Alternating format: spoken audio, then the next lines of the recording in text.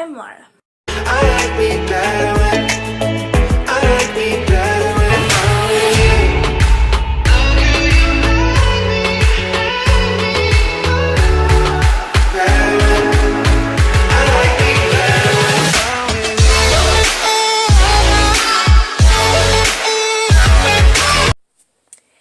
Hey guys, welcome back to my channel, and if you're new, welcome to my channel. Today I'm going to film a video over endometriosis. Now that's a really big word. It is endometriosis, or for short, endo. And I'm just going to start off by saying I have endometriosis, and usually it's not something I talk about a lot, but I'm here to talk about it and just to kind of let you guys in on how I feel about it. So I'm just going to go ahead and start off by telling you what endometriosis is and how it affects you. Endometriosis is a disease that has to do with your uterine lining. Uterus lining, however that is said, I don't know. But I'm no doctor, so if you ever want to know what it is and stuff, just look it up. It's easy to find. You just type in endometriosis and what it is, and it'll show you a bunch of stuff. But the way I learned it is how I'm going to teach y'all. So endometriosis is, okay, let's just talk about me. Let's get downright deep and personal. I don't have a period like a lot of people do. I have a period, but mine is not normal like a bunch of people. So when I have a period, which is probably, I had not had one for about 10 or 11 months. And when I finally had one, no, it was almost a year, I don't know. But when I finally had one, so this is what happened. Whenever you bleed your period, you're supposed to bleed out of the body, but instead I bleed into the body. So whenever I have a period, I'm not bleeding out every month. I'm bleeding into my stomach and on the outside of my uterus, and it's creating scar tissue. And so it becomes very painful, and it's worse than bad cramps, and it feels like a knife stabbing your stomach sometimes. Yeah, that's exaggerating, but that's how it feels for me. And I get these pains almost daily. If not daily, I get them almost daily. So yeah, I go through this every day. And so let's just talk about how I was diagnosed with it. So in order to be properly diagnosed, you have to see a doctor. You can be diagnosed without surgery, but to be properly diagnosed and know for sure you have it, surgery is recommended, and it's like a laparoscopic surgery, what I had. And, but before all that had happened, I was going through a really rough period after 3 months of not having one, and it was this is really gross, and I'm really sorry. So I'm just going to give a trigger warning right now. If you don't like talking about periods and clotting and blood, just get out of this video. It's going to be gruesome for a minute. Anyways, so my period, I had blood clots instead of normal just flow. Because when you have a period, yes, there's going to be a little bit of clotting, but it's not supposed to be hard, really, really chunky. I went to the ER, and they just diagnosed me with a bad period. They were like, you just have a heavy period, it's nothing. So we go home, whatever. A week passes, and it's still just as heavy, flowing, very clotty, very bloody, very painful. And I was on my way to school one day, and this was the month of November, I do believe, because it was right before my 17th birthday. So I was 16 at the time that this was happening. And, okay, I was on my way to school, and I look over at my now fiance. He was just my boyfriend at the time. And I look at him and I say, I can't go to school. I can't do it. I'm hurting really bad. I cannot move right now. And I wasn't exaggerating at all. Like, I could not move. I hurt so, so bad. Like, I was almost in tears. It was so bad. And at this point, I had a high pain tolerance because I've been through a lot with medical stuff. I went through my back being completely messed up, my knee being completely crumbled and shattered like a honeycomb being crushed. So I've been through a lot at this point. And this was all in, like, my high school years. Don't know why this happened to me, but it did. So I call my dad. I don't remember if I called him or I texted him, but I was like, hey Dad, I'm hurting and I can't move and it's really painful. I can't even go to school. And he pretty much told me, pick me up here or whatever. So me and my now fiance, I'm just going to say Dallas. So me and Dallas went and picked my dad up at work. And we went by McDonald's, got breakfast. I couldn't even eat. I was hurting so bad. And that's not like me. I eat, as you can tell. I love food. And so we did all that, and we traveled 30 minutes to the doctor. And I get rushed into the ER, like, ASAP because they're freaking out. And I have to do all these, like, I had to have a stool sample. I had to take a pee test. Like, I just had to do all these different tests. And I had to go through ultrasounds. I believe I had a CT. Yeah, I had a CT scan, an X-ray, like all kinds of stuff. And I was just like freaking out because I was scared. I had never like been rushed into an ER room so quickly. Like I was there sitting in the waiting room for like maybe 10 minutes, if that. So, and I came before a lot of people, which is weird. Like a lot of people are already there, and then they put me back there first. So I was like freaking out, like what the heck is going on? And so I get IVs hooked up to me, the whole 9 yards, like all of it.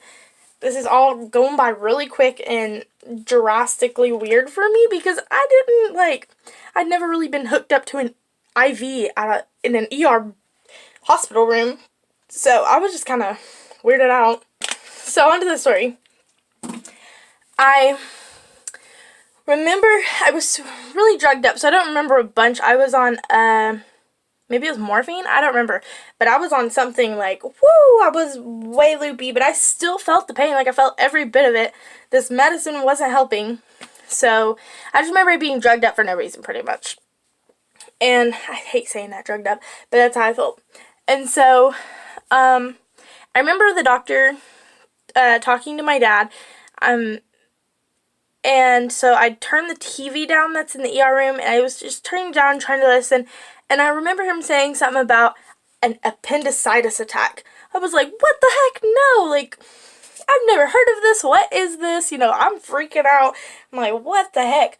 So I look at my dad, and I think he could tell I was getting a little worried, and he calls my mom.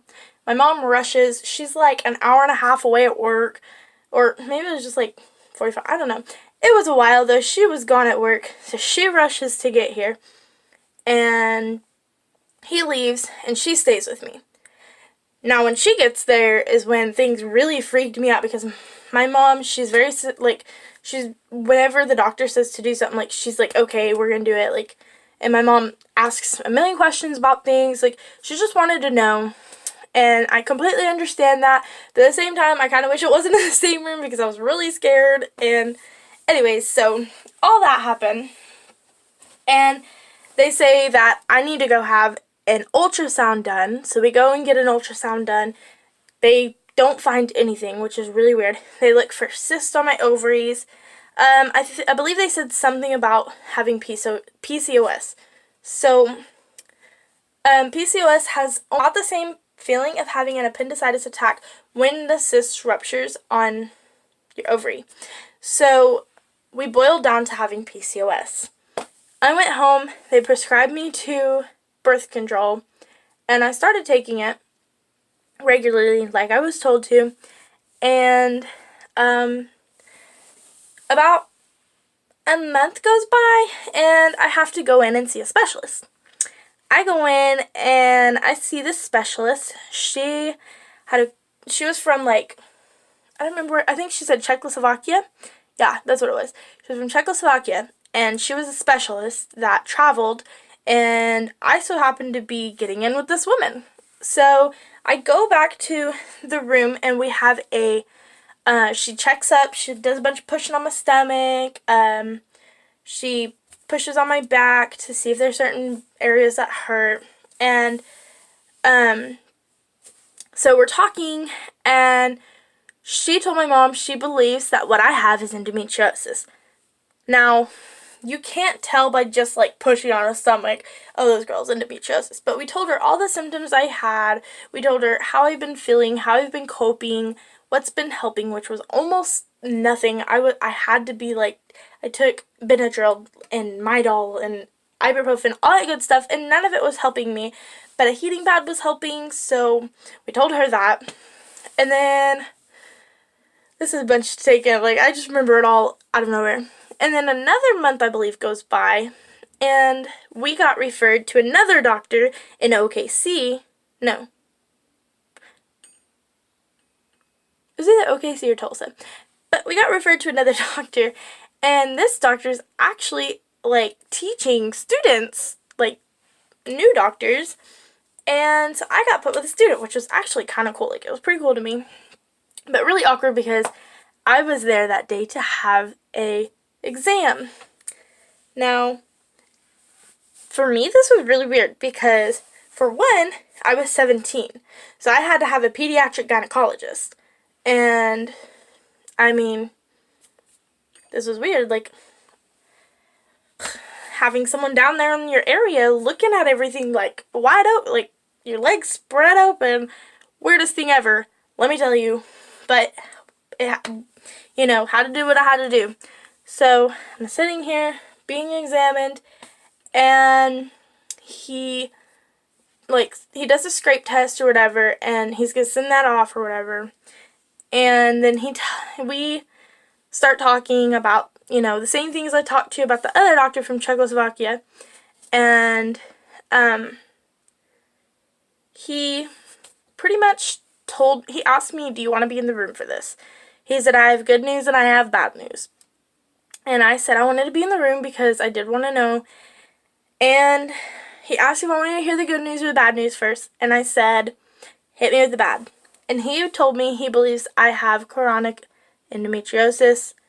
And he believed it wasn't an easy case of it. So that hit me kind of hard. I had never really heard of the term endometriosis except for like on commercials on TV. But I didn't know what it was.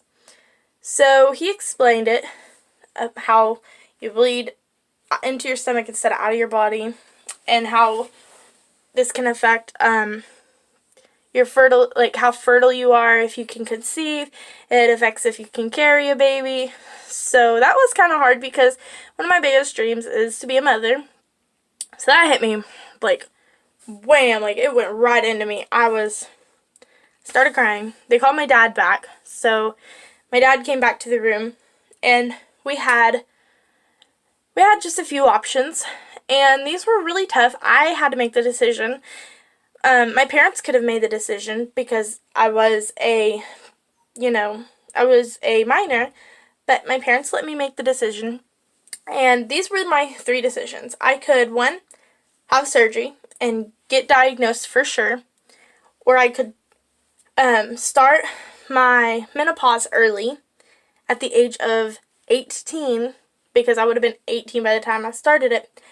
I would have been 18 with the menopause, meaning never having children, never having a period, not having to deal with it. Or I could pretty much get my tubes tied.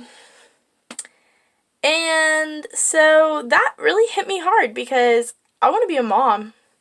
I'll plain out say right now, I want to be a mother.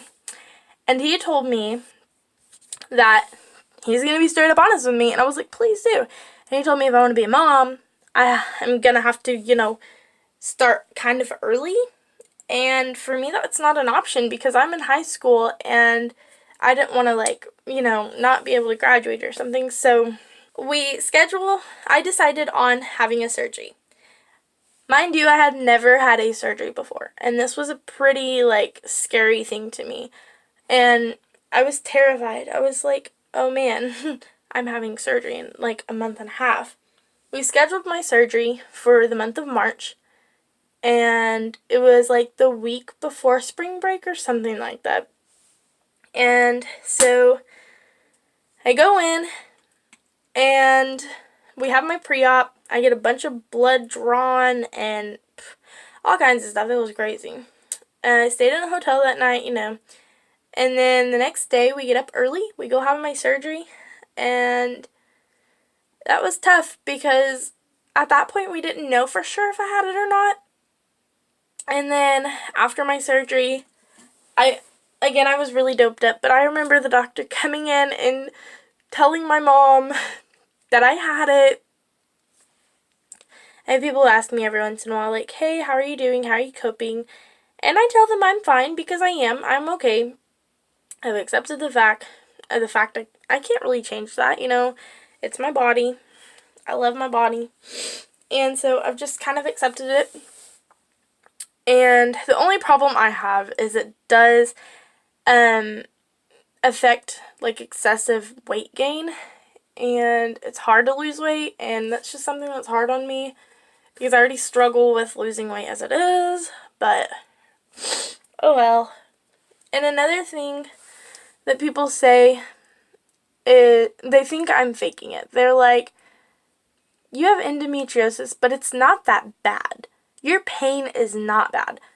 I beg to differ. I would not wish this pain on anybody. I wouldn't wish the pain that I feel in my heart every day, and I wouldn't wish the pain that I feel in my stomach every day, because this stuff sucks.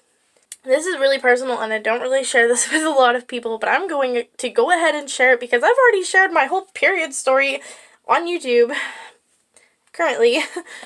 But, so the day that we found out that we're scheduling my surgery, the doctor told me that I may never have children. And when he said that, I looked at my mom and my dad, and I could tell that hurt them, that it upset them. And they probably won't admit to it because they try to be strong parents, but I could tell that it hurt them, and it hurt me to see them hurt. So, with that being said, I always feel like, what if I don't have a kid? Like, would I be a failure? Would I be a failure at making them a grandparent? But I'm starting to learn and deal with it, and my fiance is really good at making me feel loved about it. He understands it all. I've told him all of it. He went through it all. He was there the day of my surgery. We've been through a lot with it, so yeah. Thanks, guys, for listening to my story, and I hope you enjoyed. Bye!